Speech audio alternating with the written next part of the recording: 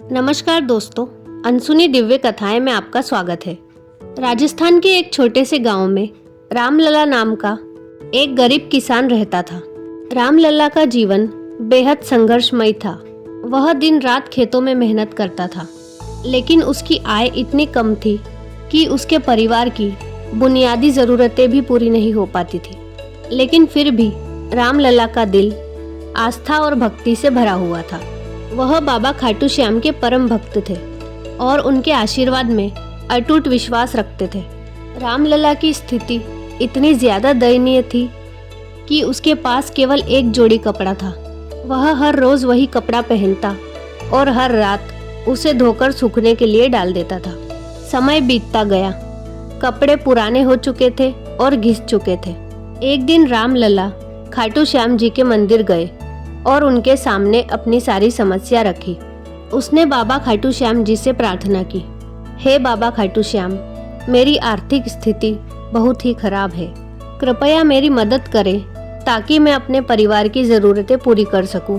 बाबा खाटू श्याम जी रामलला की भक्ति से प्रसन्न हुए और उसकी आंखों में करुणा देखी।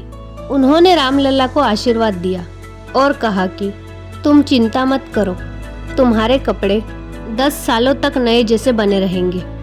तुम सिर्फ अपनी भक्ति और विश्वास बनाए रखो। रामलला को बाबा के आशीर्वाद पर पूर्ण विश्वास था। वह बाबा का आशीर्वाद लेने के बाद घर लौट आया। समय बीतता गया, लेकिन रामलला के कपड़े ना तो घिसे और न ही फटे। रामलला वही एक जोड़ी कपड़े पहनता रहा और वह कपड़े हमेशा नए जैसे बने रहे। इस चमत्कार को देखकर गांव के लोग भी अचंभित हो गए। रामलला ने पूरे गांव को बाबा खाटू श्याम जी के चमत्कार की कहानी सुनाई। उसने बताया कि कैसे बाबा खाटू श्याम जी की कृपा से उसे एक जोड़ी कपड़े 10 साल तक चले। इस घटना ने गांव के लोगों को बाबा खाटू श्याम के प्रति और भी श्रद्धा और विश्वास से भर दिया। लोग बाबा के आशीर्वाद और चमत्कार की चर्चा करने लगे। मंदिर में जाकर भक्ति से प्रार्थना करने लगे। रामलला की आस्था और भक्ति ने न सिर्फ उसे बल्कि पूरे गांव को बाबा खाटू श्याम जी के चमत्कारिक शक्ति और कृपा का एहसास दिलाया।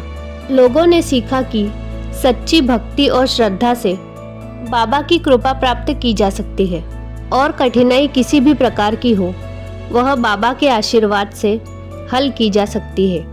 तो दोस्तों, यह थी आज की हमारी प्रेरक कहानी।